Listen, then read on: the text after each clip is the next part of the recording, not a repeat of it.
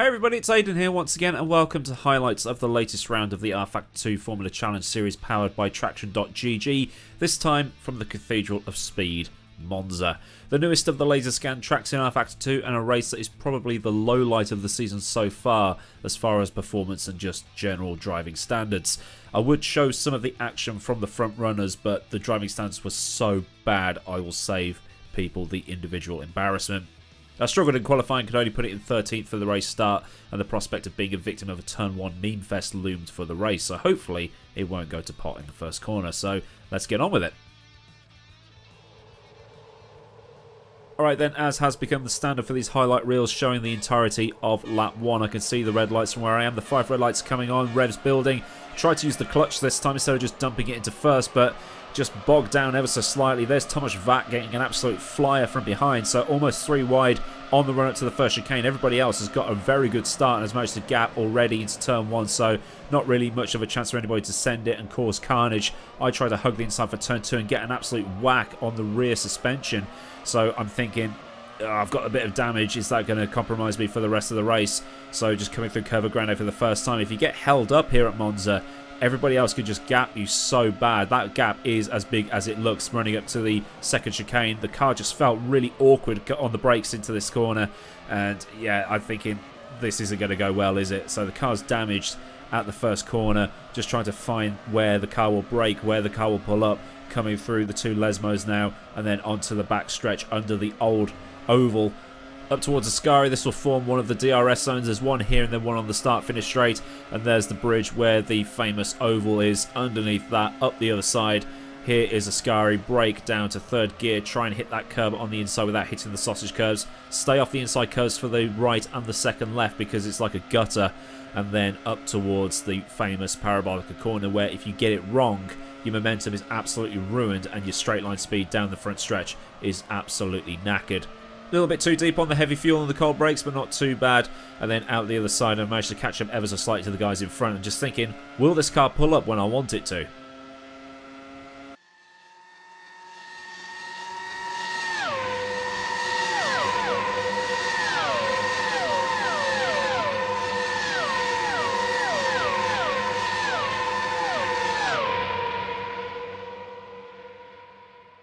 Having damaged rear suspension in league racing in rFactor 2 never goes well, as you can see here.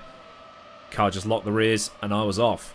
That never happened at any point during testing. And now I had knackered rear suspension and flat spotted tyres. I'm guessing the neighbours downstairs really hated me by the end of Friday night. So it was Indianapolis Part 2 Italian Boogaloo, and it didn't take long to catch up to my first victim, the end of the next lap. DRS was open, and it was just an easy slipstream on by. I was able to pretty much slot in before the braking for the first corner, and luckily the car pulled up.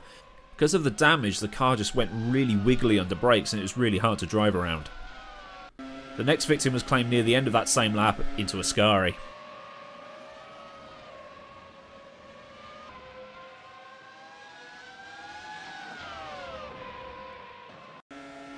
The next guy, Zampini, was a bit harder to catch because he had a good setup and he's also quite a decent driver, so had to bide my time more with this one. Didn't really want to send it too hard into turn 1, especially with the damage, and he was just pulling away ever so slightly at the same time. But then he had a little bit of a mistake into ASCARI at the end of that lap that we just saw the start of, and I thought, well, I could send it into Parabolica and get out the other side, but then he would have DRS, so I thought, alright, I'll hold back a little bit, make sure I get the DRS, and then I might be able to slipstream on by.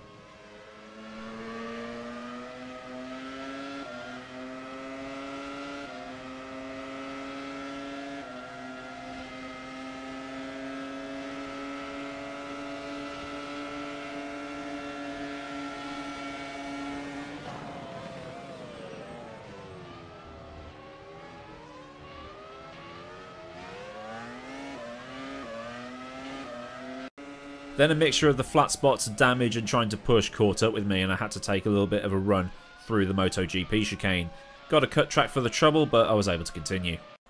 Then coming through Parabolica, I saw a plume of smoke on the left hand side and was wondering how the hell has anybody managed to stuff it into a wall there? Were they tagged? Did they have a wheel disconnect? Or what happened? And I couldn't figure out what had caused it. It just turns out that that green tarmac on the exit Parabolica is very slippery.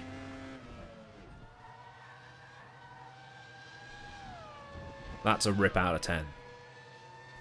Next up was one of my championship rivals in Dan over Brantham, who was giving me a bit of a headache because every time I caught up, he'd then pull away. Then I'd catch up a bit more, then he'd pull away. So at this point of the race, my only hope of getting past him was through the pit stops.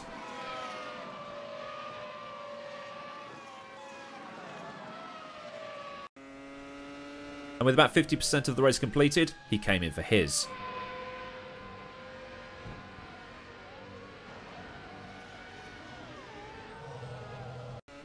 I needed a decent in-lap to be able to get the overcut, but that happened.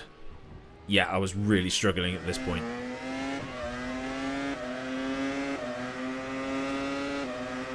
But I managed to get into the pit lane in one piece.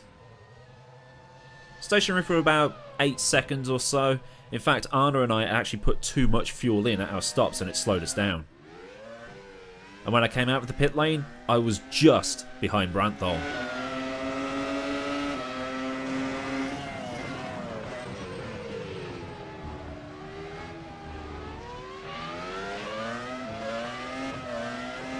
Besides the first chicane, Monza is very difficult to overtake at, so I thought I'd force Brantham to take a tighter line through ASCARI to mess up his run on the exit. And it worked. I managed to get the better run through and was in his slipstream heading up towards Parabolica.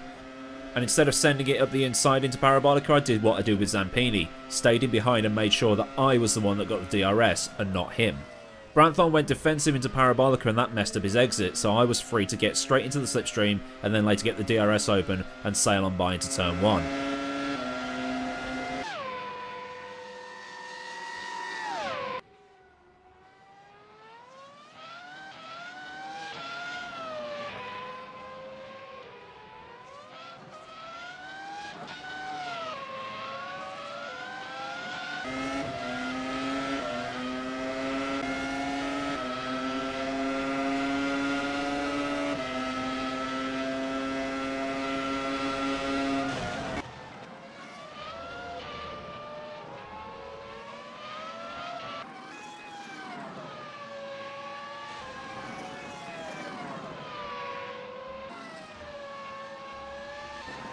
And then my final overtake on my comeback drive came near the end of the race as I overtook Fabian Bala, who was doing a no-stop.